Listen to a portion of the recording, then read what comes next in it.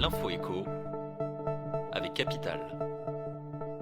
L'info pratique Capital. Avec la baisse des taux de crédit immobilier, les demandes de souscription explosent. Conséquence, les banques sont débordées et le retard dans le traitement des dossiers s'accumule.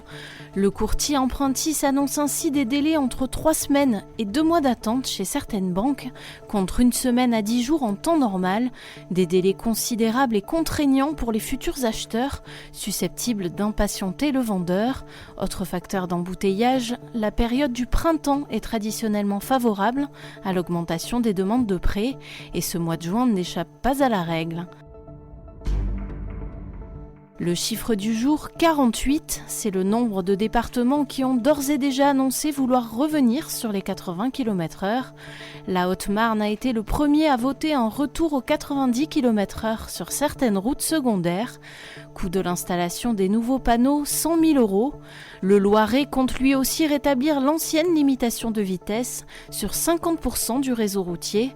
43 départements ont quant à eux fait part de leur hésitation et 4 ont refusé. Pour rappel, l'Assemblée nationale a voté jeudi l'assouplissement des 80 km/h. Le coup de gueule du jour est poussé par la ministre des Sports. Alors que le coup d'envoi du mondial féminin vient d'être donné, Roxana Maracineanu s'est émue du montant des primes que percevront les Bleus en cas de victoire. Un montant 10 fois inférieur à celui perçu par les hommes de Didier Deschamps lors de leur sacre en Russie. Vu l'argent qu'il y a dans le football masculin, on pourrait envisager quelque chose de symbolique de la FIFA et de la FFF pour augmenter ses primes, a-t-elle déclaré sur France Info. Et on termine par ces pays très touristiques mais pas toujours sûrs.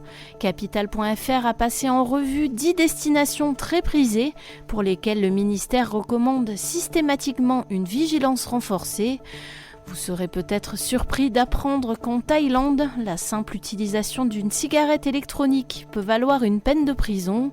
Au Chili, des mines antipersonnelles sont encore présentes près de la frontière avec le Pérou, la Bolivie et l'Argentine, de quoi refroidir les excursions des plus aventuriers.